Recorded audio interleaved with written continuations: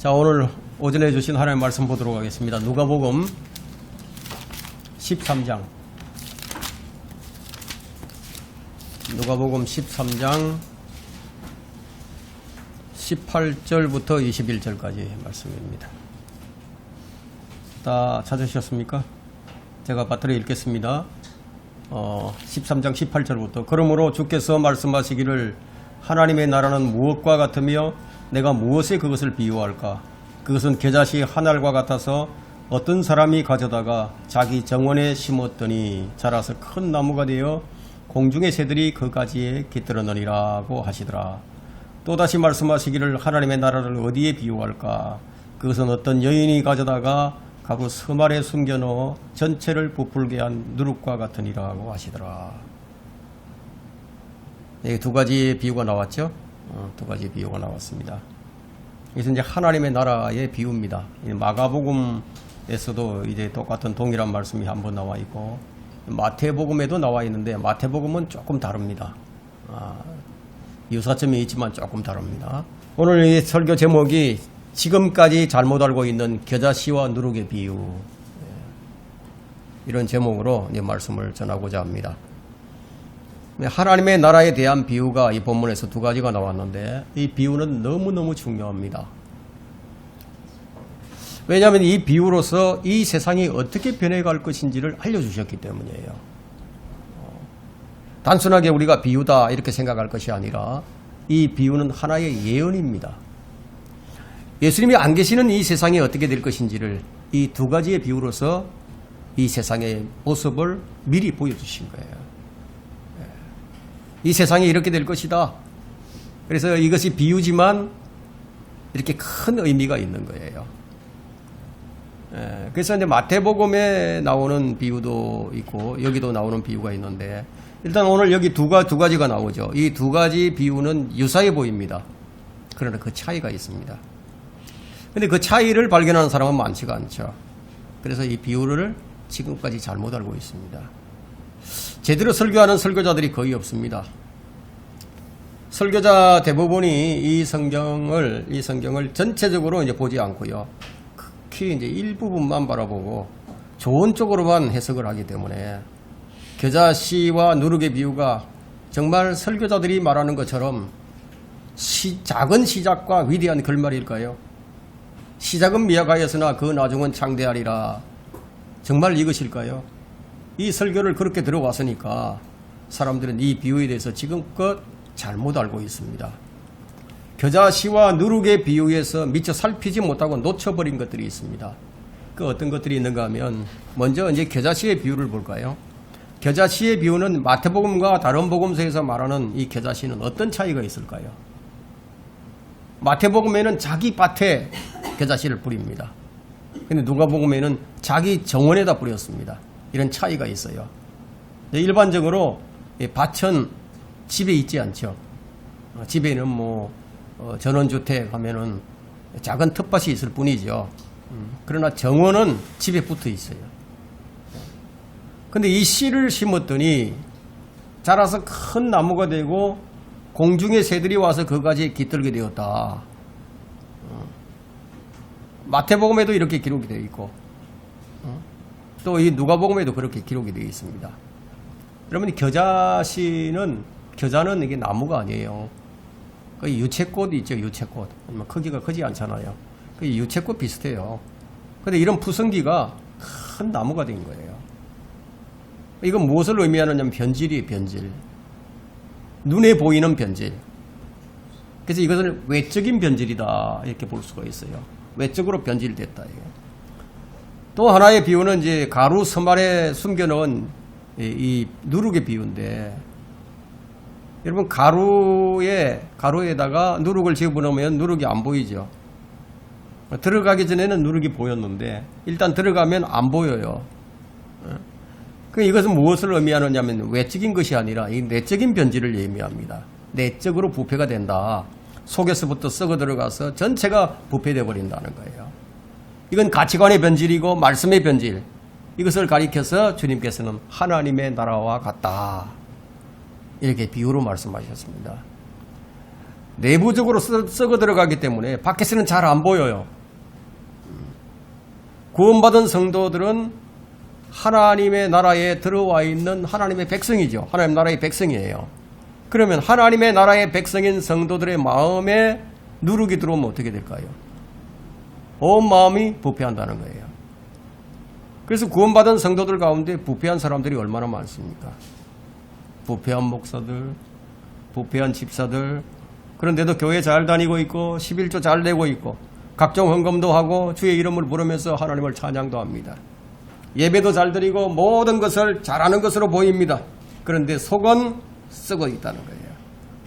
근데 처음 시작은 이렇지 않았어요. 처음 시작은 주님을 위해서 헌신을 하겠다. 내가 목숨을 내놓을 각오를 가지고서 주님을 섬기겠다. 그렇게 시작을 하지 않았겠습니까? 누가 부패하기를 좋아하겠습니까? 그런데 이 정도는 괜찮겠지. 이건 뭐 별거 아닌데 그렇게 허용했다가 나중에는 온 마음이 다 부패해버린다는 거예요. 오전에도 이제 성경 공부 시간에도 제가 말씀드렸지만 그리스도인은 옳은 것을 따라가야 됩니다. 내게 불이익이 오더라도 옳은 것을 따라가야 돼요. 정직성이죠. 도덕성이 있어야 되고. 이 정도는 괜찮겠지. 그래서 하나님의 나라의 백성들이 변질되어 버린 거예요. 근데 주님께서 이게 하나님의 나라와 같다 이렇게 말씀하셨어요.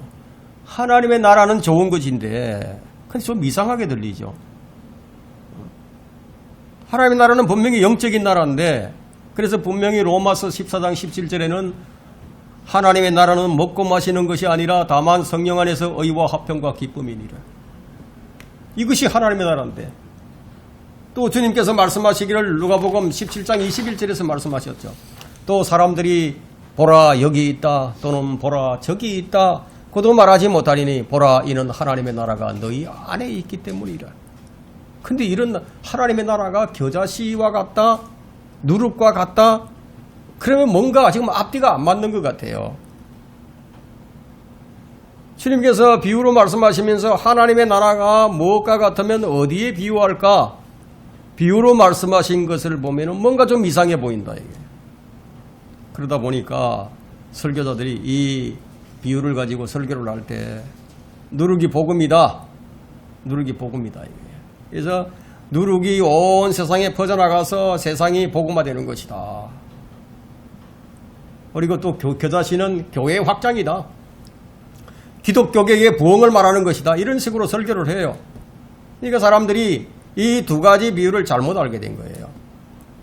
만일 그들의 설교가 맞는다면 그럼 이 세상이 지금 어떻게 되어 있어야겠어요?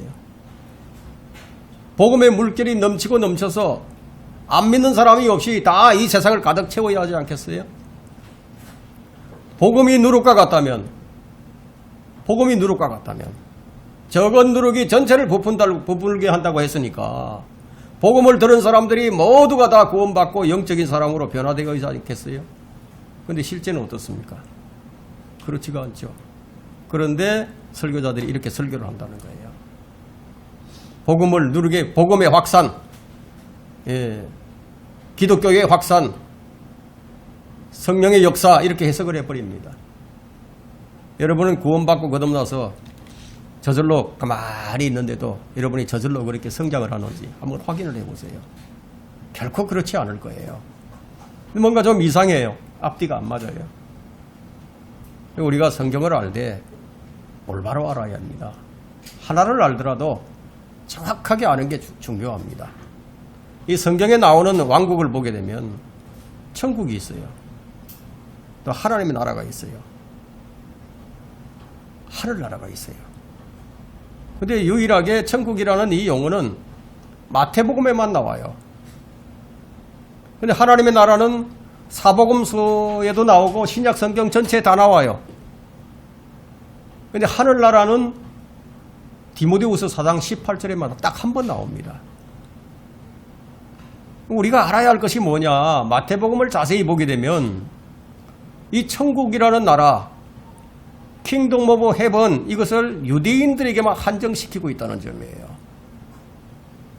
다만 이스라엘 집에 잃어버린 자들에게로만 가라.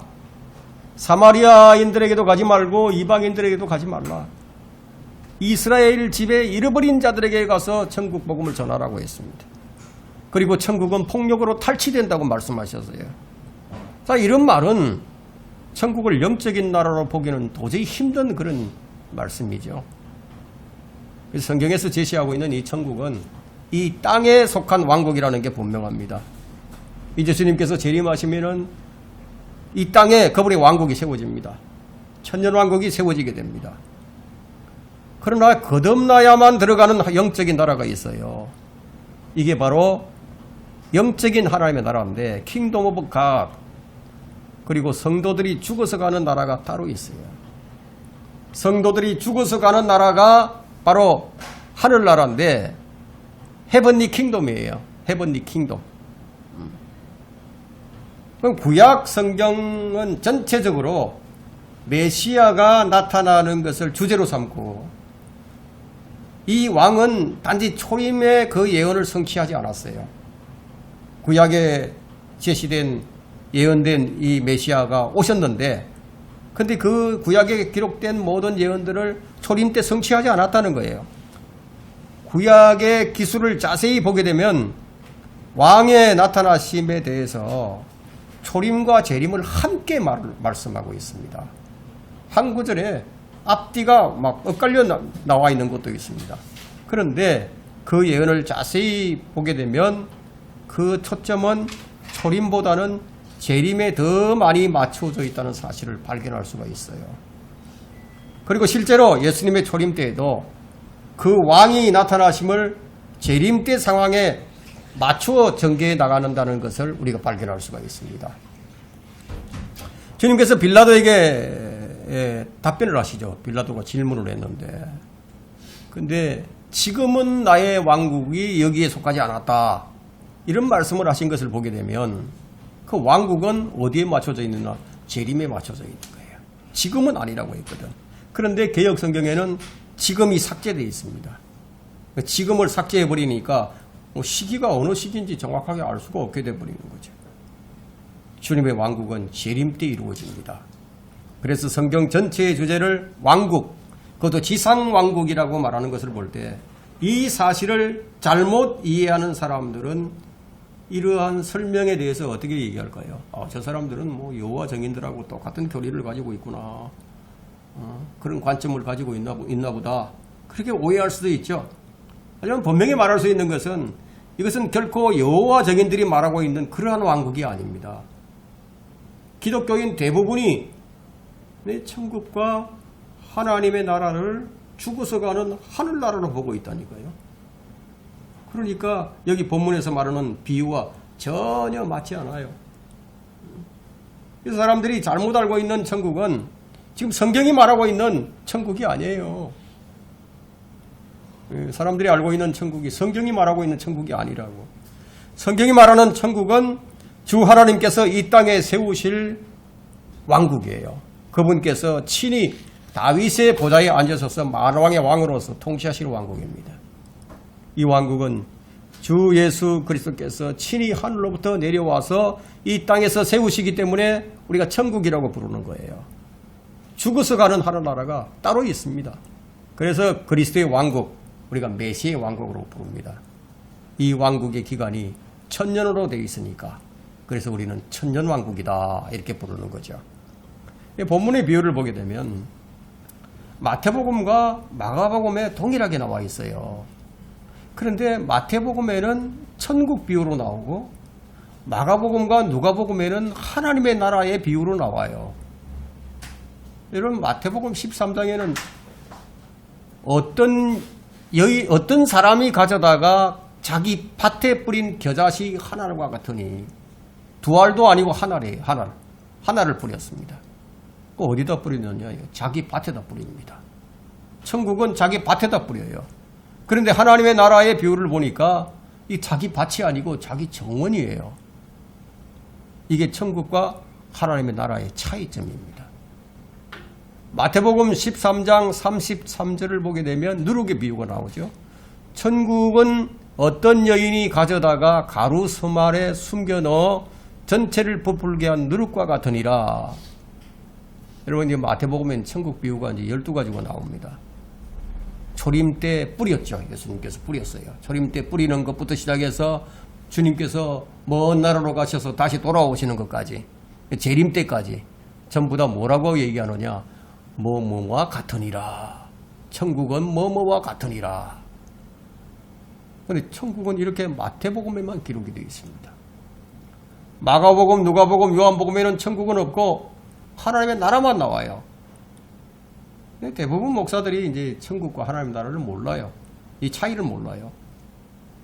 성경은 이 두 나라가 엄연히 같지 않다고 보여주고 있는데 그 차이를 분명히 나타내고 있는데, 그런데 그걸 왜 오해하게 되었느냐? 왜 이렇게 잘못 알게 되었느냐? 성경에는 하나님의 나라와 천국이 또 같게 보이는 구절들이 있기 때문이에요. 천국과 하나님의 나라가 비슷해 보여. 같은 구절이 있어요. 주님의 비유에서도 정확히 같게 말하는 구절들이 있는데, 마가복음 4장 26절에는 또 말씀하시기를 하나님의 나라는 이와 같으니 마치 어떤 사람이 땅 속에 씨를 뿌려, 씨 뿌리는 비유가 마태복음과 정확하게 같이 나옵니다. 그래서 같은 것으로 보는 사람들이 있습니다. 근데 자세히 들여다보면 그 차이를 알 수 있는데, 천국은 분명히 이 땅에 세워질 정치적이고 물리적이 눈에 보이는 지상에 세워질 메시아 왕국이고, 왕이 보좌에 앉으셔서 직접 정치를 하는 형태예요. 그러니까 백성도 있어야 되겠죠. 땅도 있어야 되겠고 정부도 있어야 된다. 정치적 왕국이다. 이것을 이사야 9장 6절부터 7절에 말씀하고 있죠. 반면에 이제 하나님의 나라는 영적이고 도덕적이고 눈에 보이지 않는 마음에 세워지는 왕국입니다. 주님께서 누가복음 17장 21절에서 너희 안에 있다고. 하나님의 나라는 너희 안에 있다고. 마음에 세워지는 왕국이에요. 그럼 바리새인들이 생각하는 왕국은 땅에 세워질 왕국이었어요. 즉 천국이었죠. 이스라엘 사람들은 구약의 예언대로 하나님께서 메시아를 보내셔서 이 천국을 세우신다, 이렇게 그들이 알고 있었어요. 하늘에 세우실 것으로 생각지 않았습니다. 그건 헤븐리 킹덤이지 킹덤 오브 헤븐이 아닙니다. 그래서 바리새인들은 하나님의 왕국과 천국을 같은 것으로 보았어요. 그래서 예수님께 하나님의 나라가 어떻게 임하는지 묻게 된 것이죠. 하나님의 나라가 어떻게 임하십니까? 물었어요. 그에 대한 주님의 답변은 하나님의 나라는 보이게 오는 것이 아니다. 이건 보이지 않는 영적인 나라다. 그들의 잘못된 관점을 바로잡아 주셨어요. 천국은 보이는 왕국, 하나님 나라는 보이지 않는 왕국. 그러니까 보이는 왕국이 내 안에 세워질 수가 없는 거죠. 보이지 않는 왕국이 내 안에 세워질 수 있습니다. 영적인 나라예요. 즉 우리 안에 거하시는 성령, 그 어떤 것이냐면 하나님의 나라는 먹고 마시는 것이 아니라 다만 성령 안에서 의와 화평과 기쁨이니라. 물리적인 것이 아니라 영적인 것이다. 이렇게 분명하게 말씀을 하고 있습니다. 그래서 하나님의 나라는 말에 있는 것이 아니고 능력에 있다고 말씀합니다. 하나님의 나라는 거듭나야 들어가는 나라죠. 지금까지 천국에 들어간 사람이 아무도 없어요. 왜냐하면 아직까지 천국이 세워지지 않았으니까. 주님께서 재림하시기 전까지는요, 천국에 들어간 사람이 없는 거예요. 천국이 이 땅에 세워지면 이 땅에는 의가 넘치게 됩니다. 그리고 화평이 넘치게 되고 기쁨이 넘치게 됩니다. 왜냐하면 하나님의 나라와 천국이 합쳐지기 때문이에요. 그러니까 천년 왕국은 이 천년 동안 외적으로는 천국이 세워지게 되고 내적으로는 하나님의 나라가 세워진다는 거예요. 이사야서가 말하고 있는 땅의 회복, 질병도 없고 전쟁도 없고 그런 나라가 된다. 그 마음속에는 하나님의 나라가 세워집니다. 이때 천국과 하나님의 나라가 같게 된다. 그러나 지금은 천국과 하나님의 나라가 분명한 차이를 보입니다. 오늘 이 본문 말씀은 하나님의 나라가 무엇과 같은가? 18절 보세요. 그러므로 주께서 말씀하시기를 하나님의 나라는 무엇과 같으며 내가 무엇에 그것을 비유할까? 마태복음 13장에는 7가지의 천국 비유가 나오는데 거기에 이제 씨 뿌리는 자의 비유가 나오고 겨자씨의 비유가 나오고 누룩의 비유만 하나님의 나라의 비유와 일치하고 나머지는 일치하지 않아요. 이 차이를 분명하게 모르게 되면 성경에서 많은 부분 교리가 틀어져 버립니다. 교리가. 법이 달라져 버린다. 킹덤 오브 헤븐이 여기서 말하는 하늘은 그 눈에 보이는 물리적인 거죠. 우리가 하늘을 보면 하늘이 보이잖아요. 물리적인 것이다. 그러나 킹덤 오브 갓은 눈이 보이지 않아요. 하나님의 왕국은 안 보여요. 이 두 나라가 유사점이 많이 있지만 똑같지가 않습니다. 천국은 눈에 보이는 물리적인 또 정치적인 왕국이고 주님께서 다스리시는 왕국. 그때 우리는 어떻게 될까요? 그때 우리는 왕 같은 제사장으로서 이 땅을 주님과 함께 천년을 다스리게 됩니다. 지금은 우리가 하나님의 아들들로서 이 땅을 통치하는 게 아니고 우리는 오히려 섬겨야 합니다. 우리는 지금 군림하는 게 아니라 우리는 섬겨야 하는 거예요. 주님께서 여기서 하나님의 나라가 무엇과 같으냐 그렇게 비유로 말씀하셨을 때 그럼 왜 비유로 말씀하셨을까요?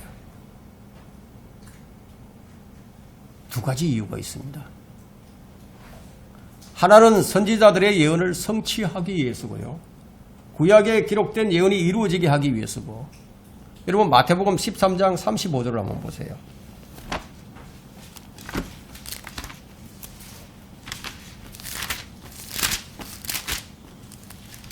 (13장 35절) 이는 선지자를 통하여 말씀하신 것을 이루어지게 함이니 분명하죠? 네. 이루어지게 함이니 말씀하시기를 내가 내 입을 열어 비유로 말할 것이라고 기록이 되어 있어요. 내가 세상의 기초가 놓인 이래로 감춰진 것들을 말하리라 하신 것이라. 그럼 비유로 말씀하실 것이라고 하셨기 때문에 비유로 말씀하신 거예요. 또 하나의 이유는 뭐냐? 믿지 않는 자들로 깨닫지 못하게 하려고 비유로 말씀하신 겁니다. 그러니까 겨자씨의 비유와 누룩의 비유를 믿지 않는 자들이 아무리 들어도 이게 무슨 말씀인지 알 수 없다는 거죠. 그럼 누가복음 8장 10절을 한번 보세요.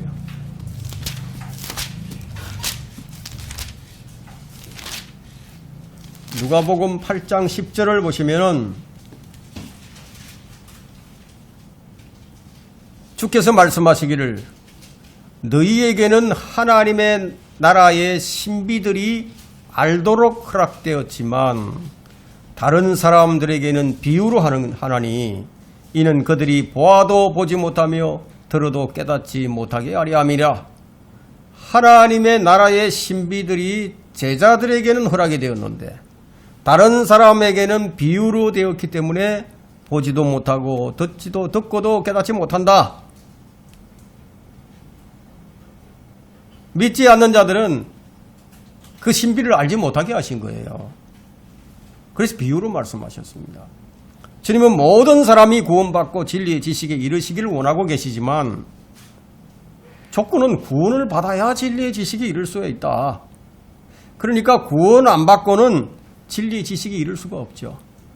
그러면 돌 김영옥 아시죠? 돌 김영옥.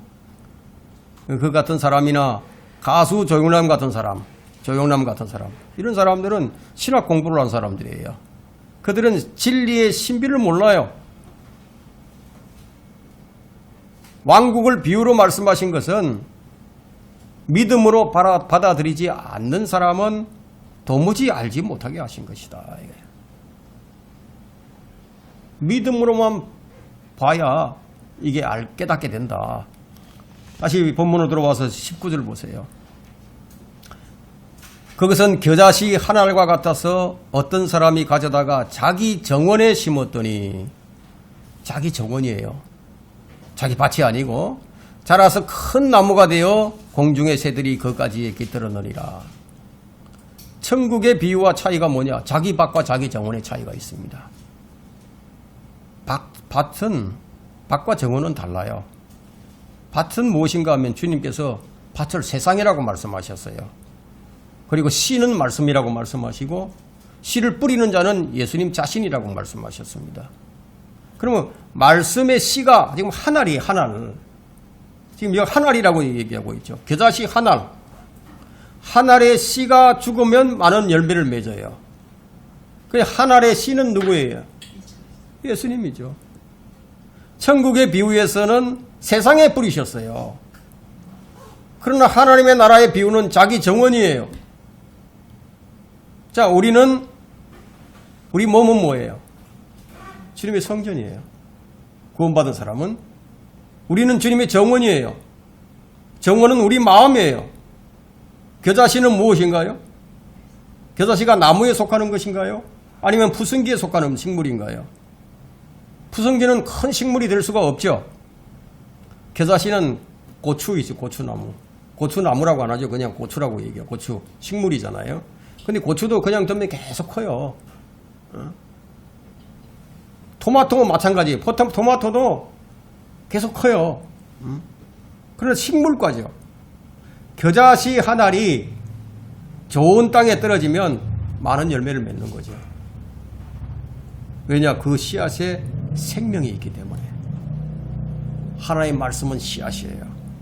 너희가 거듭난 것은 썩어질 씨로 된 것이 아니라 썩지 아니할 씨로 된 것이니 이는 살아있고 영원히 거하는 하나님의 말씀으로 되었느니라. 씨가 무엇인지 분명하게 보여주셨습니다.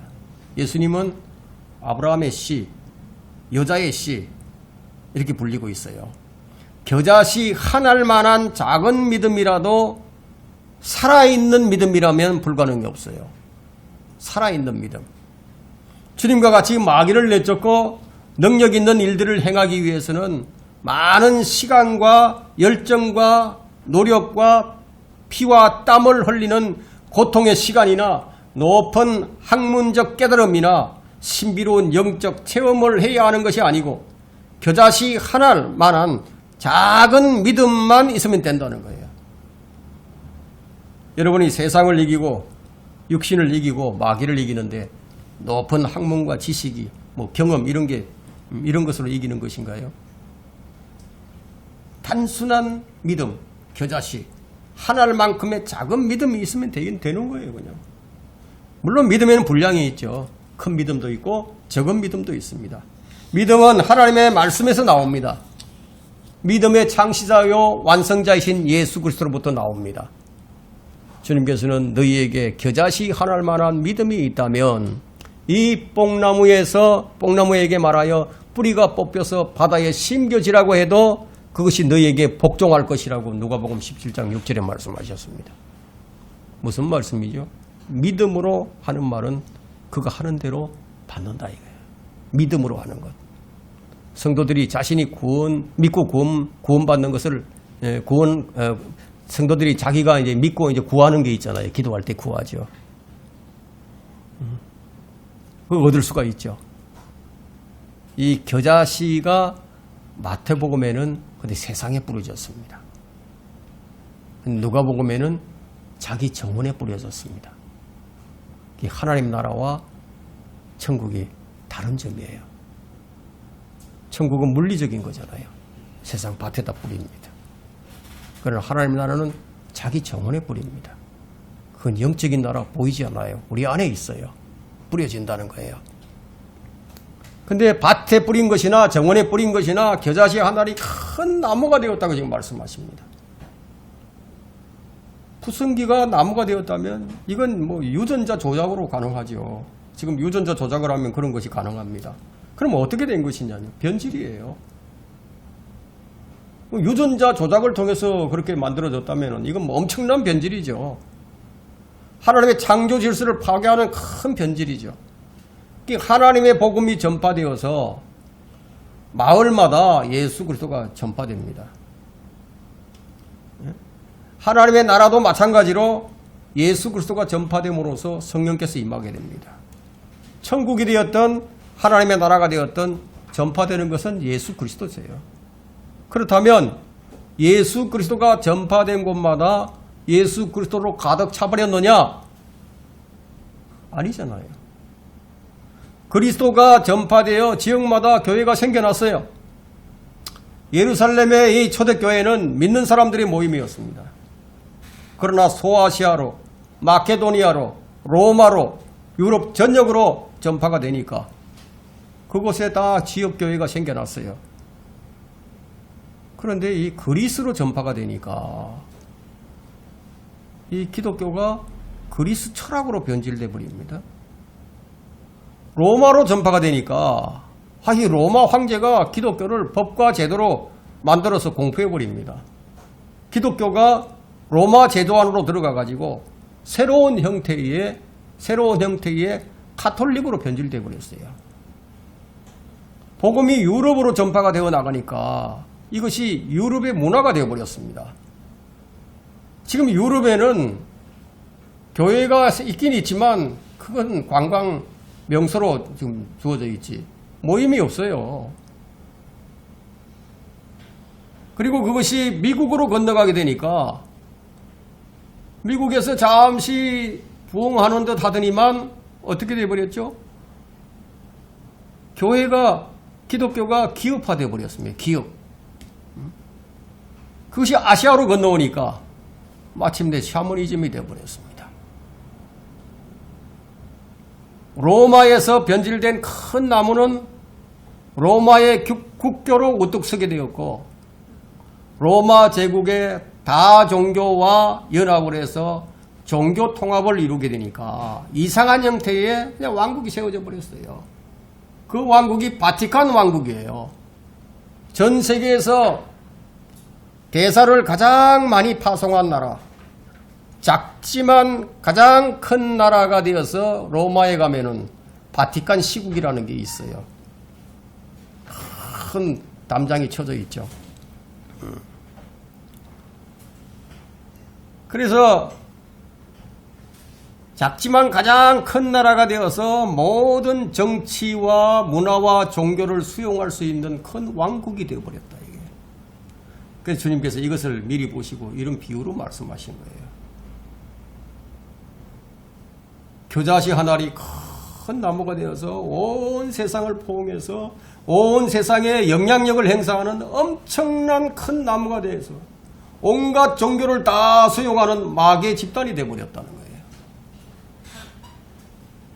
세상에 뿌려진 겨자씨 한 알이 큰 나무가 된 거예요. 이건 변화가 아니라 변질이죠. 변질이에요. 가톨릭은 세상에서 가장 큰 종교와 정치적 집단입니다. 무엇이든지 하나님의 이름으로 하고 무엇이든지 예수님의 이름으로 정치를 합니다. 사람을 죽이더라도 하나님의 이름으로 죽입니다. 겨자씨가 자라서 큰 나무가 된 것은 복음의 확산, 교회의 성장을 말하는 것이 아니라 변질을 얘기한다. 이게. 만일 이것이 정말 복음이 확산되어서 온 세상이 복음화되는 것이라면 지금 온 세상이 믿는 사람들로 그리스도인으로 가득 차야 하지 않겠어요? 주님께서 생명의 문은 좁은 문이라고 말씀하셨어요. 찾는 자가 많지 않다고 말씀하셨어요. 좁은 길이라고 말씀하셨어요. 그래서 그 길이 협소해서 그리로 들어가는 자도 많지 않다고 했습니다. 말하자면 믿는 자가 많지 않다. 그런데 겨자씨가 큰 나무가 되고 누룩이 온 반죽을 부풀게 하는 복음이라면은 그게 교회 성장이라면은 온 세상이 복음화되는 것이라면 그건 넓은 문이죠. 그건 넓은 길이죠. 그 목사들이 이제 말도 안 되는 얘기를 지금 하고 있는 거예요. 주님께서 말씀하신 대로 복음이 전파되어서 교회가 급속하게 자라나게 되자 어떻게 변질되어 버렸다. 세속화되어 버렸다. 이게 푸성기로 자라야 하는데 나무가 큰 나무가 되어 모든 것이 기업화되고 대형화되어 버렸어요. 요즘 큰 교회 보세요. 근데 공중의 새들이 와서 그까지에 깃들게 되어 버린 것이다. 이거예요. 이건 분명한 변질입니다. 여러분 다니엘서를 우리가 공부를 하고 있으니까 다니엘서를 보게 되면은 거기에는 느부갓네살 왕이 큰 나무라고 했습니다. 근데 그 나무를 베시는데 그루터기는 남겨두라고 하셨어요. 나무를 베는데 뿌리채 뽑지 말라고 하셨다. 이게. 그 느부갓네살은 적그리스도의 예표입니다. 에스겔 31장에는요. 아시리아인이라고 얘기해요. 시리아인이다 이거예요. 적그리스도를 가리켜서 비유적으로 말씀하시기를 하나님의 동산에 있는 어떤 나무도 그 아름다움에는 그와 같이 못하였다고 말을 합니다.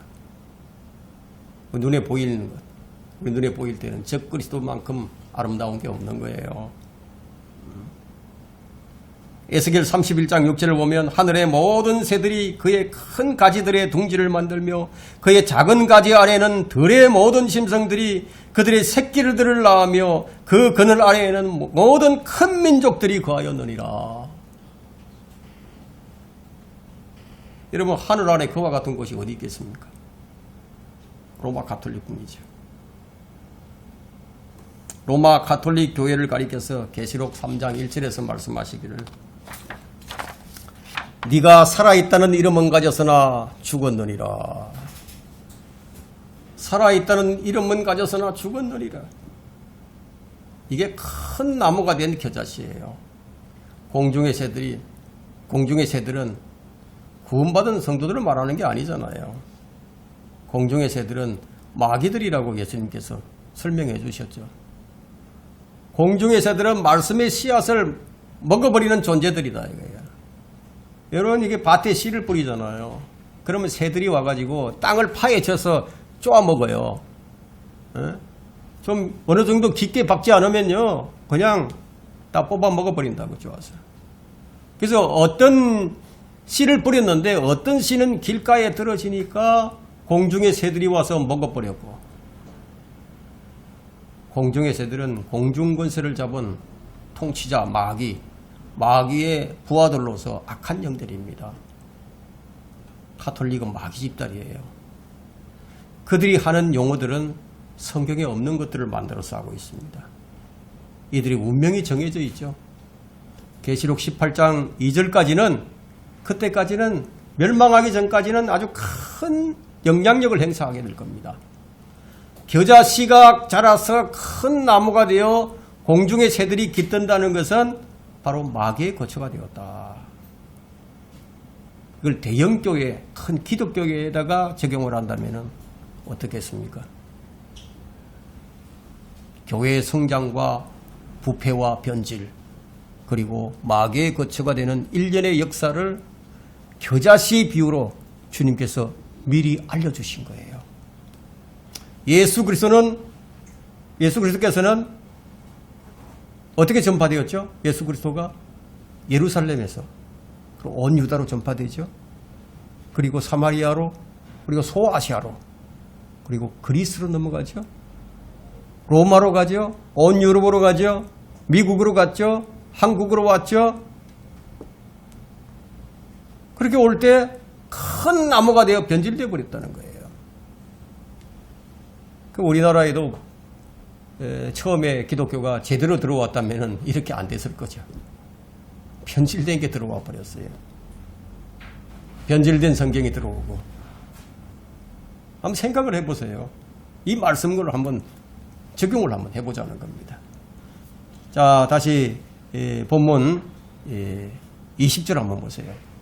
20절. 또 말씀하시기를 하나님의 나라를 어디에 비유할까? 어디에 비유할까? 또 다른 비유로 지금 말씀하시는데 21절 보세요. 그것은 어떤 여인이 가져다가 가루 섬 안에 숨겨넣어 전체를 부풀게 한 누룩과 같으니라. 어떤 여인이 누구예요? 여기서 나오는 어떤 여인? 창녀의 창녀. 음녀예요, 음녀. 온 세상을 미혹하고 자기 손아귀에 넣고 가늠하게 만드는 음녀예요. 가루스말은 뭐예요? 가루스말 온 세상이에요. 왜 가루스말이라고 했느냐? 누룩은 거짓 교리를 말하는데 성경은 성경 스스로 풀어서 해석을 합니다. 누룩은 절대 좋은 것이 아니죠. 여기서 말하는 어떤 여인은 계시록 17장 2절을 보게 되면 창녀를 말하는데, 근데 이 창녀가 상대하는 자들이 누구냐? 땅의 왕들도 그녀와 음행하였고 땅에 사는 자들도 그녀의 음행의 포도주에 취하였더라.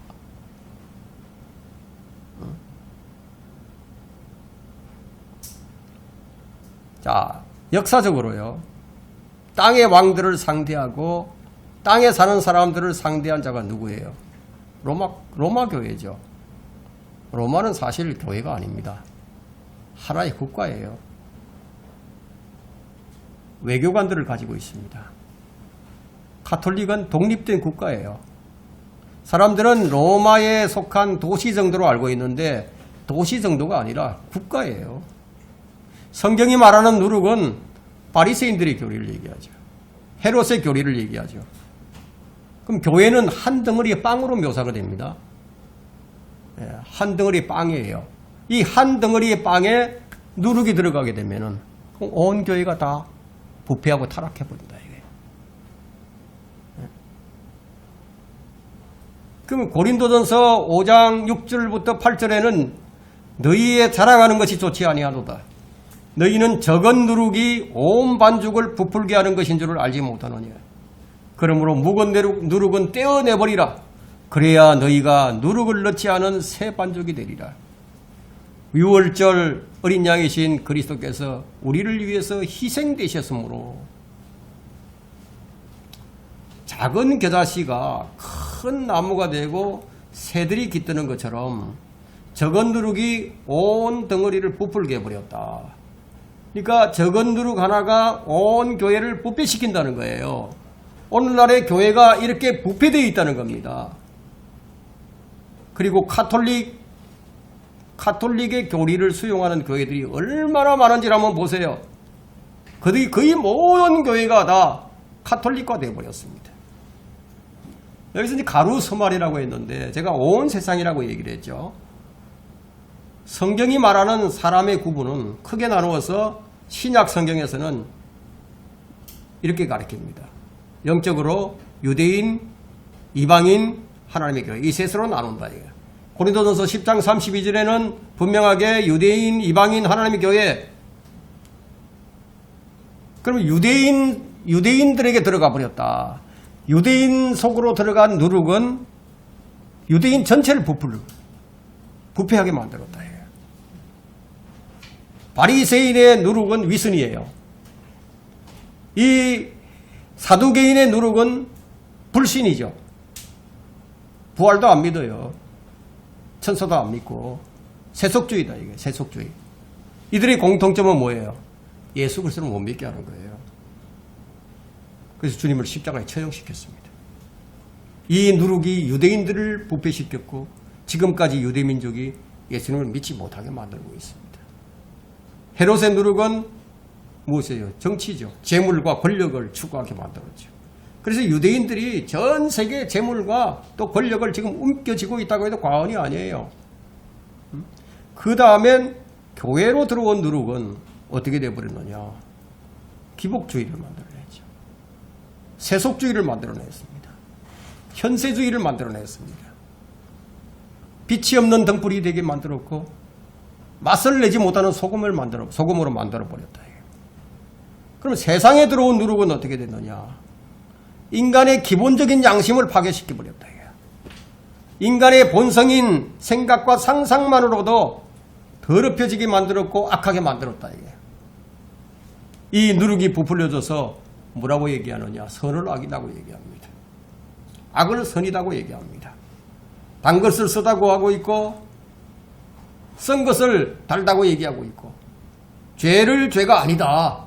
사람들의 마음을 온통 이렇게 만들어버렸다. 그래도 예전에는 좀 염치라도 있었습니다. 그런데 지금은 인면수심이에요. 부끄러움을 몰라요. 도의에 어긋난 짓을 하면요 수치심을 느꼈잖아요. 그런데 지금은 수치심을 안 느껴요. 이 사악한 누룩이 이 세상에 들어오니까 죄를 죄라고 하는 대신에 뭐라고 얘기하느냐. 죄도 개성이다. 개성이다 이거야. 진리를 왜곡하면서 또 다른 삶의 방식이라고 얘기하죠. 불륜도 사랑이라고 얘기합니다. 예술의 자유, 표현의 자유, 인권 등을 앞세우면서 진보다 개혁이다 그러고 있죠. 이게 누룩이에요. 얼마나 급속도로 확산해서 나가는지. 동성연애가 합법화되는 속도가 그저 놀랍기만 합니다.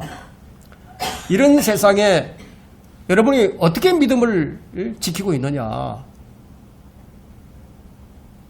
한번 잘 생각을 해보세요. 우리가 어떻게 이런 세상에서 우리가 어떻게 믿음을 지키느냐. 내가 성령의 인도함을 안 받고도 가능할까요? 세상의 가치관과 세상의 성경의 가치관 그 차이를 우리가 가지고 있어야 되는데 주님은 하나님의 나라를 비유로 말씀하시면서 이것을 좋은 쪽으로 말씀하신 것이 아니라 지극히 부정적으로 말씀하신 거예요.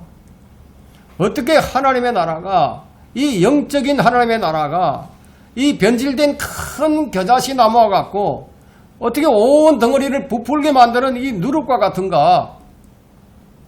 영적인 하나님의 나라는 좋은 것이죠. 그런데 어떻게 그럴 수가 있느냐 그렇게 생각할 수 있지만 이것이 주 예수 그리스도께서 안 계시는 이 세상의 모습이라는 거예요. 주님은 이 땅에 계시지 않고 어디로 가셨습니까? 먼 나라로 가셨어요. 내가 다시 올 것이다 말씀하시면서 갔어요. 그런 상황에서 예수 그리스도가 전파되고 있는 거예요. 주님이 안 계신 이 세상에 예수 그리스도가 전파되고 있어요. 그래서 예수님이 세상에 전파되고 사람들이 교회로 들어오고 예수님이 이 땅에 계시지 않는 상태에서 예수님이 계속 전파가 되는데 예수님이 안 계신 이 세상의 모습이 이와 같다는 겁니다. 주님이 안 계시는 동안 이 땅에서의 천국의 모습이 이렇고 이 땅에서의 하나님의 모습이 이렇다는 하나님 나라의 모습이 이렇다는 거예요. 주님이 오실 때까지 지역마다 지역교회가 또 세워지고 신학교가 세워지고 또 성경도 계속 보급이 되고 온 세상이 기독교가 된다 하더라도 거기에는 뭐가 있다? 부패와 타락이 있다. 이렇게 될 것이라는 거예요. 배교가 있을 것이다. 위선과 타락으로 세속주의가 되어버리고 기복주의, 은사주의, 인권주의가 온 교회를 온 세상을 다 잠식해 버렸다는 거예요. 이것은 주님께서 예고해 주신 거예요. 이렇게 될 것이다 하고. 지금 이 세상은 정치가 되었든 종교가 되었든 교회가 되었든 신학교가 되었든 변질하지 않은 곳이 없어요. 온 세상이 기독교인이 넘친다고 해도 거기에는 불법과 불의와 타락과 부패가 있을 뿐이라는 거예요. 오늘 이 본문의 말씀이 그것을 말해주고 있습니다. 그러면 킹제임스 성경을 쓰는 교회는 어떤 것 같습니까? 크기도 다르지 않음을 보여주고 있습니다. 우리가 그런 것들을 보고 있고 지금 경험하고 있습니다. 맨날 서로 싸움박질하면서 네가 잘났다 내가 잘났다. 여러분 이런 것들 있지 않아요? 주님이 오시기 전에는 이 땅에 어떤 진보도 없고 어떤 거룩함도 없고 어떤 부흥도 없어요. 왜냐하면 거기에는 누룩이 함께 들어와 있기 때문에. 그래서 성경은 누룩을 제거하라고 말씀하시는 거예요. 교회가 크면 클수록 더 크게 변질합니다. 온 세상에 하나님의 나라가 전파된다 해도 그 안에는 온갖 육신에 들어온 정욕들이 함께 있다는 거예요. 그래서 우리의 소망은 어디에 있다? 주의 재림에 있다는 거예요. 주님이 안 오시면 불가능한 일이에요. 주의 재림이 없이는 이 세상은 이렇게 될 수밖에 없다는 거예요. 이것을 주님께서는 미리 보고 말씀하신 거예요. 주님께서 이것을 비유로 알려주셨으니까 이것을 깨닫는 자가 있고 못 깨닫는 자도 있다는 거예요. 이제 주님께서 우리에게 묻습니다.